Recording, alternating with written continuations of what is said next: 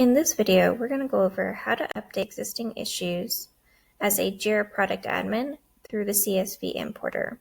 Here you can see Jira had a ticket that they had closed where someone was requesting to allow to update existing issues and then as a non-admin in the CSV importer. Currently today, in order to edit existing issues, you need to have Jira Product Admin access, but with Jira Product Admin access comes the ability to negatively impact the configuration and changes for all of your teams that use Jira. And so not everyone wants to grant Jira Product Admin access, but as long as you're aware of the risks that are associated with it and you know what to alter and what not to alter, you should be fine. We'll go into what not to do in another video, but in this video, we're going to walk through how to use the CSV importer to update existing issues when you do have Jira Product Admin access.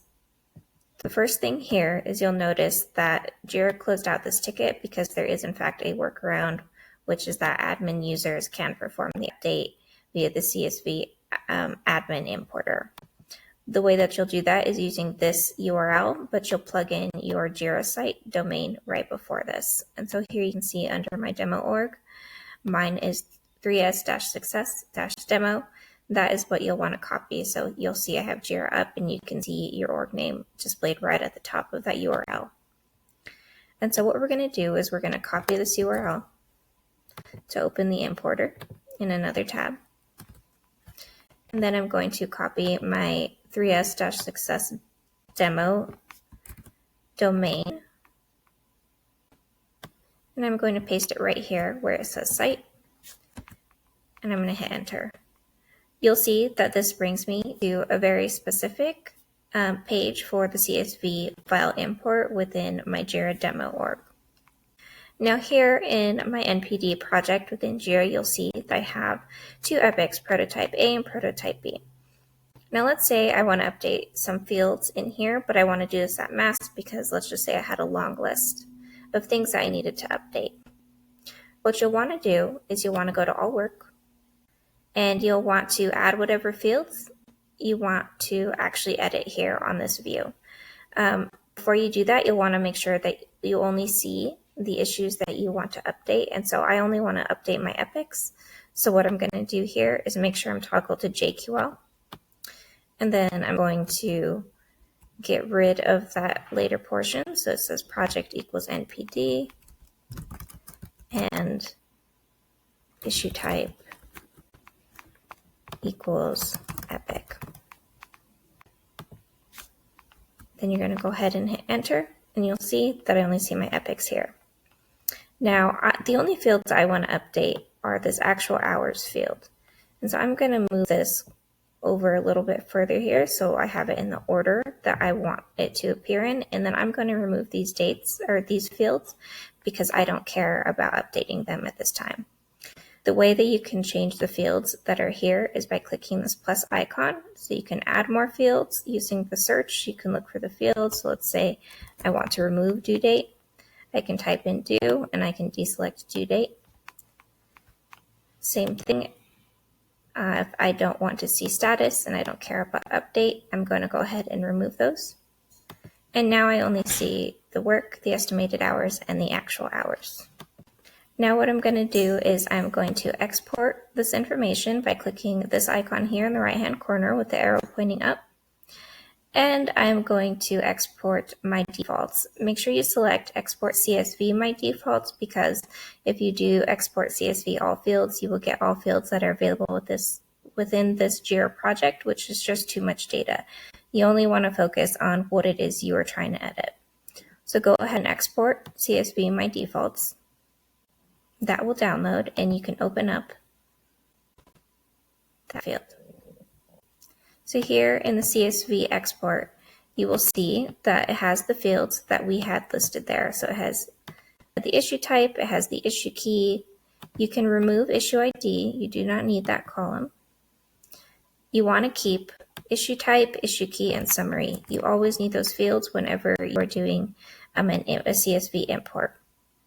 And then really the field that I care about updating is these actual hours fields. So let's say my actual hours have changed from 150 to closer to 172.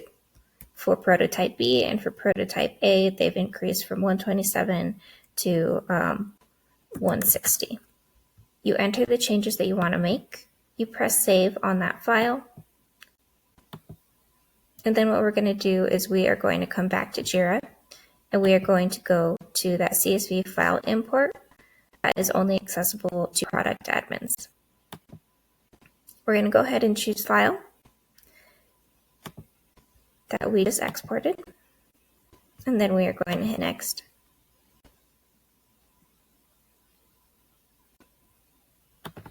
You are going to select the project that you want this to be uploaded to.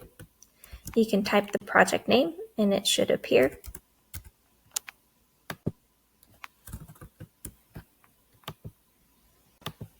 Then you're going to hit next. And here you're going to map the field over.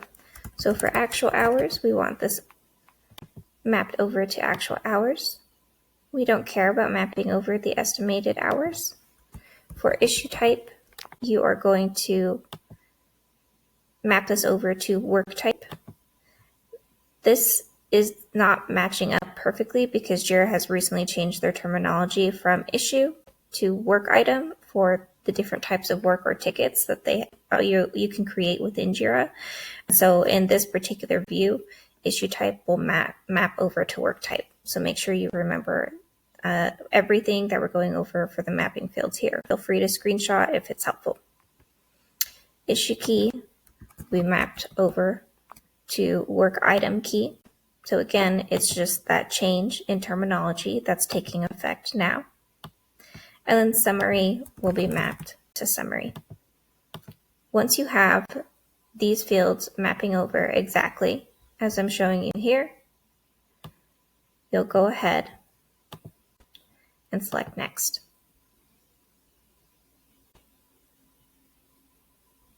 Then you'll see, and we'll make sure that the hours being imported and the changes being made look accurate. If they do, go ahead and select Begin Import.